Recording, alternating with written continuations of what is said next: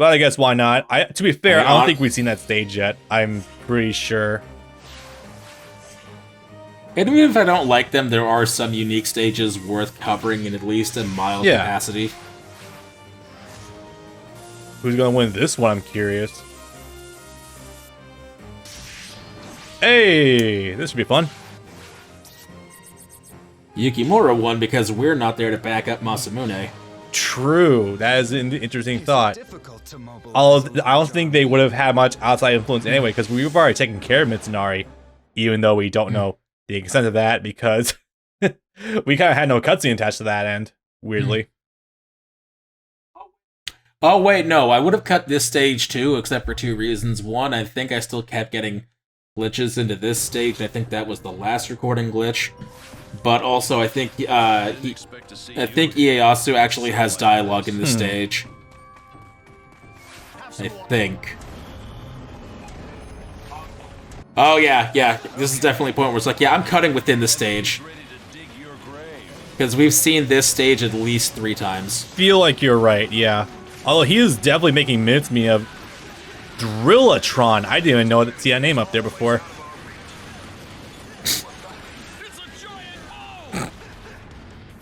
Like I said, attack the wind-up key on its back and it does massive damage. I'd love to see if you could parry the drills that come out of the floor. Even though I don't think you would get that, you would be able to time that outside of literally just mashing. If you did, it would just send you flying back as opposed to stagger it because it's a machine.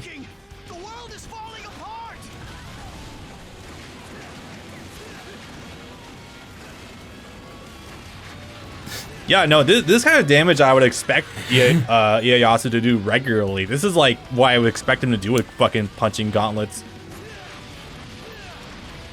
I might still have the wrong weapons on, I could be wrong. Like I said, it was at night, so some of it was a blur, especially when I had to restart some things multiple times. True. Holy shit, that tracking with the forward lunge, that's nice. Granted, it seems like Kame wants to Tokyo drift around you for the whole thing, but still, pretty cool.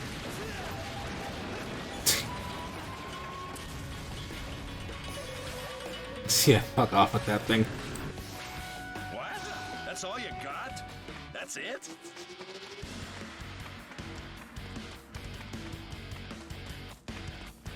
Oh shit, that's a cool background. Apparently there's lava in these mines. How deep are these fuckers drilling? Jesus. You're not your usual chipper self, Ieyasu. Oh wait, no, Japan's on a fault line. I can imagine they wouldn't have to go that deep. Yeah. Probably not. They have a lot of active volcanoes. They have active volcanoes. They're on a one giant-ass fault line, so earthquakes are not uncommon to them, unfortunately. Yeah. Mount Fuji ever blows its stack, it will be the end of them. Isn't Fuji a dormant volcano, though? I hope it is. Yeah, I believe it is, because otherwise they wouldn't allow people to actively climb it. True.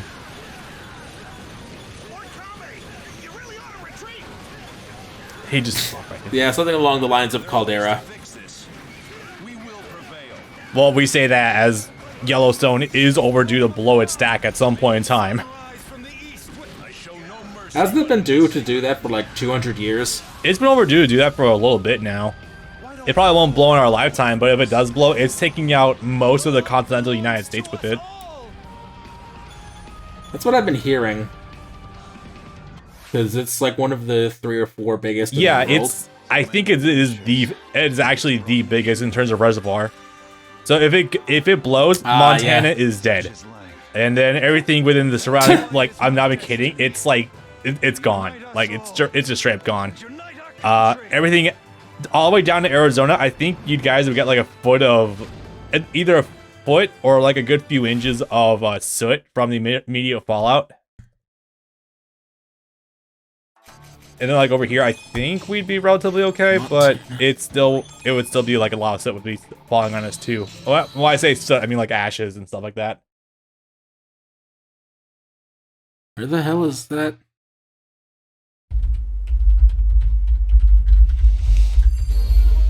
I had to look that up for a second because Because I forgot where actually that was. Oh, Wyoming. I was gonna say Montana doesn't sound right. That sounds way too north for that to be where Yeah, it was. hold up. I got this diagram. I keep looking at it every once in a while. This is roughly what it looked like. Yeah, that sounds about right. Yeah, it's Goddamn. like it'd be bad. Oh, hey, you're also within the blast zone. Not within the blast zone itself, but definitely within the fallout. Oh yeah, and then also most likely we'd be in a good long ass winter as well. So rest in literally all of America's crop supplies would be dead. Crimson fangs sharpened, waiting to have his Oh, great, we can have Texas for all.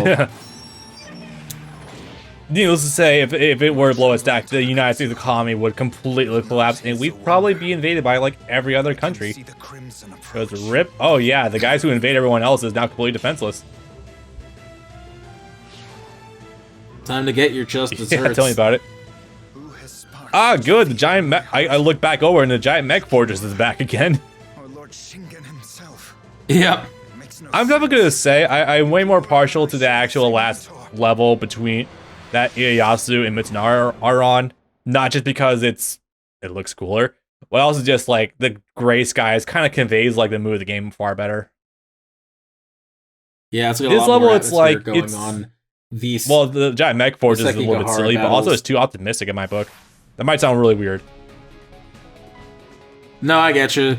The Osaka stages are really dumb, especially compared to the brunt of the Sekigahara stages.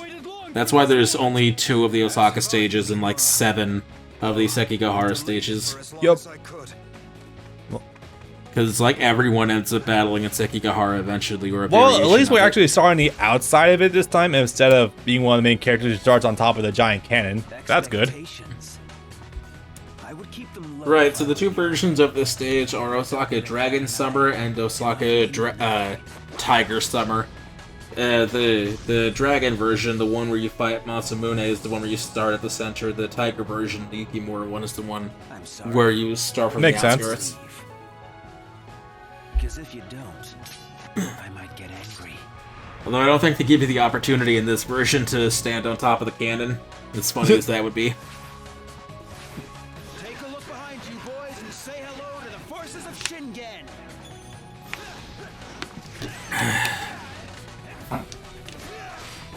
You have grown to become a fine ninja. Wow, that one died fast. That's a funny thought. Fast like the wind. Comes from experience. Yeah, I definitely feel like you overhauled your item equipment a little bit because you're doing a lot more damage with Ieyasu than you usually do, I think.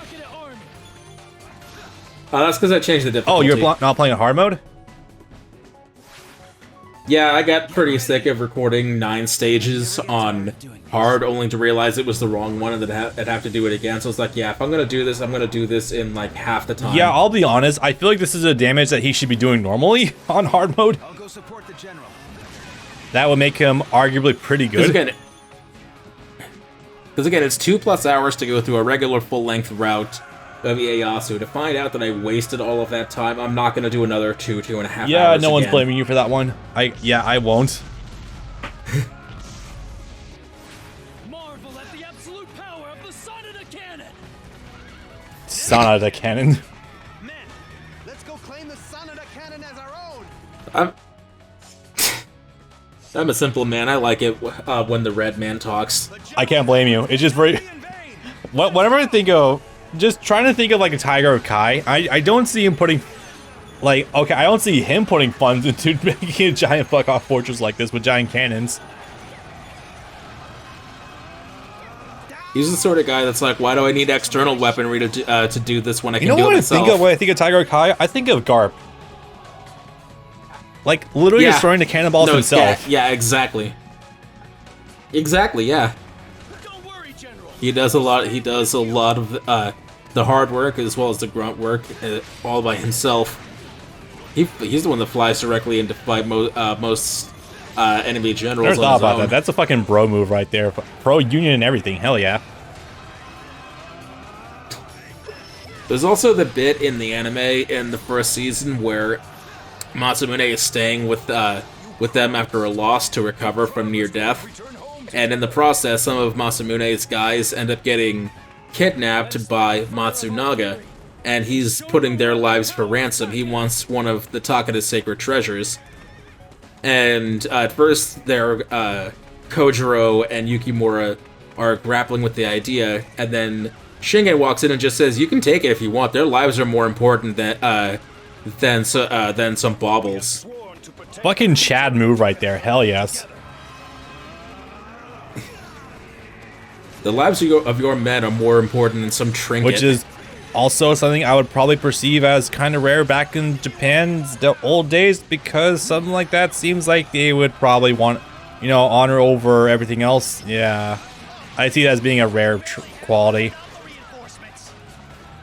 The clan above your life. Honor. What was it? Death before dishonor. That was it. Yeah. It was funny last night on the Ghost in the Shell stream. I was essentially getting to update because Taylor was in the chat. I got to be like, no, babe, like a lot of the stuff you see, it's like it's not really parody. This is actually what Japan's workforce is like a lot of the time. They're still like that. What are you doing, you idiot? That's why Japan's been on the decline for the past 40 years. On top of the dwindling population problem, yeah. The dwindling population problem is a direct result of that. When are you supposed to have kids when you're being worked to death? Only General Yukimura can protect Kai. This country, as I said it before, I'll say it again. Japan is a nation that will not exist within 100 years' time if they go at their current trajectory. I kind of fully agree, yeah. Like, technologically, yeah, they're pretty sound, but in terms of, like, their actual infrastructure, boy. And America's on the same path, albeit that's going to take a good bit longer. Oh, we're going to be underwater before anything else. We're going to be dead before we have time to worry about being poor. To overcome and to do what I must. Another one falls. Does not bode well for our situation. I don't apologize for the way we've ran things for the past 2 years or so. Or discuss things. These kinds of conversations really reinforce my idea that, yeah, I'm just not going to go outside today. I mean, really, why would you?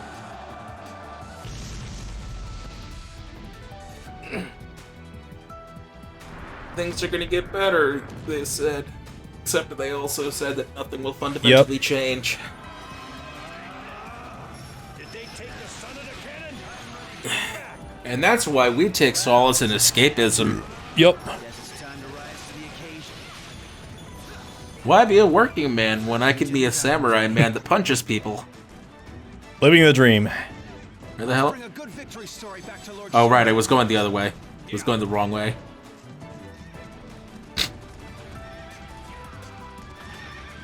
I'm occasionally reminded of my dad when I was little. He'd be like, why don't you go outside and play?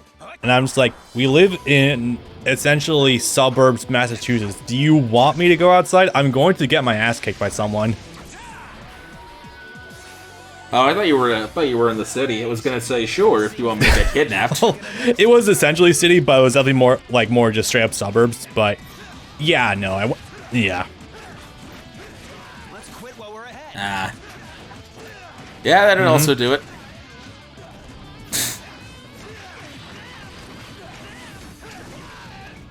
We'll fight hard. So rematching Sasuke already. Huh. Alright. I mean, I guess he did escape the first time around, so I guess it does kind of add up. He did indeed run away. At that point, I think he was just trying to gauge you. Now he actually does the clone thing. I was about to ask, like... Sick. I was about to ask how you're able to tell which one's a real one, and I realized, oh yeah, the giant lock above his head is probably a good indicator of that, Bob. We need to stay sharp. Yeah, Capcom doesn't think that far ahead. I mean, to be fair, it would be rather annoying to melt one's health bar and be like, oh, that was the wrong one. Oops. There's a couple of other determining factors. The fact that the other two's health drains much faster, and the fact that their health bars are visible above their head. So if you've already done damage to one of them, it's pretty clear between the guy that has depleted health and the other two guys that have full health, which one's the one. Yeah, again, this is definitely why Ieyasu should just hit ridiculously hard, so it's not a problem. As I struggled with Ooh, this is a unique entrance. I thought I heard a voice calling out my name from the skies. The skies. Yes. And it set me onto my present path. But who can tell? That voice was. I followed the voice to you, the light by which we are led. If anybody has the strength and wisdom to heal this scorched land, I'm sure it's you. And yet, I cannot surrender without first being bested. My lord taught me to fight to my utmost, and that is what you shall face! You two are two peas in a pod. You should not be fighting. I see. It wasn't Yukimura. No, he's basically saying that he agrees with him, but just Tiger. he wants him to earn okay. it. I'll cooperate with you. You just have to earn my cooperation. Let us rage like beasts of prey, born of the same tigress. This is really cool looking. Damn. That's a. It is, but that was certainly a word he said. That's one of the reasons why I'm not crazy about the movie changing the plot of 3 as much as it did, such that Ieyasu and Yukimura are allies right off the bat, because now the instead color's of been coming dropped. to attack when... I know, right? Because instead of Ieyasu coming to attack Yukimura during his time of weakness, he instead disrupts an ongoing battle between the Uesugi and the Takeda instead. So they become allies immediately, and it's like, I don't like that. It kind of defeats the purpose of the actual story a little. Yeah. Also, I think I might have just figured out what one of Ieyasu's abilities might actually be.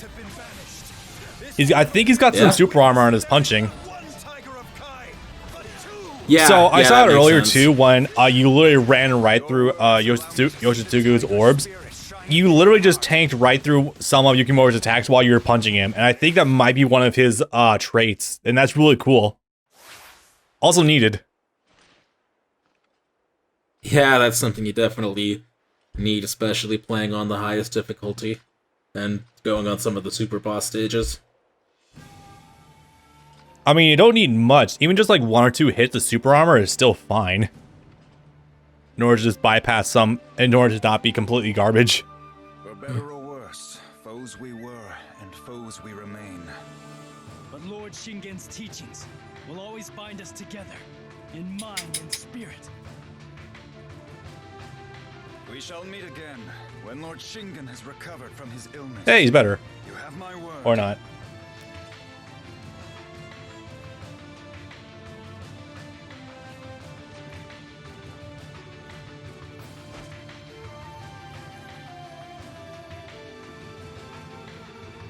I was gonna say, it's kind of hard for you to shake his hand with the spear in your arm. Or spear in your hand, too.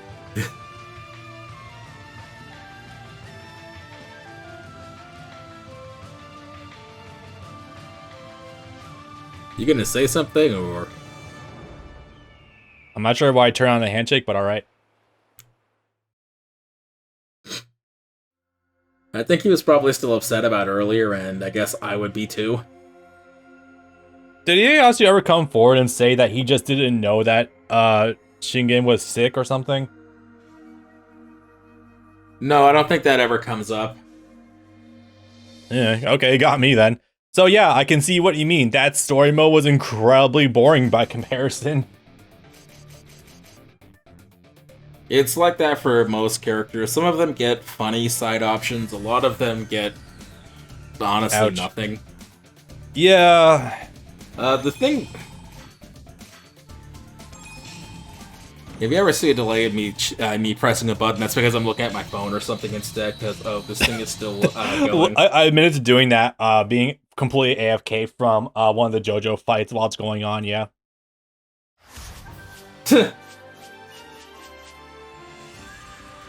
Yeah, I only showed like 3 of these stages. There's like 9 of them, and that would have been an absolute Oh god, waste no, of time. yeah. Let us shake hands and fight no more. If you want to actually sell someone a game, you probably shouldn't show them the same stage like 12 times. That wouldn't be good. No. But with this, I was gonna say, Go my ahead. general rule of thumb for editing is, if I wouldn't watch it myself, I probably shouldn't show it to other people. That's my methodology. Unless I need to show people how grueling Exactly. something can be. But now we've passed the four core characters and stories of the game. Now we're gonna go into the plot that lies within, and boy, is it gonna be There's trippy. been a weird undercurrent of a story that's been going on while all 4 of these boys have been at each other's throats. So this will be interesting to see how it plays out. All right, we'll catch you guys next Be time. ready for some demons. Maybe.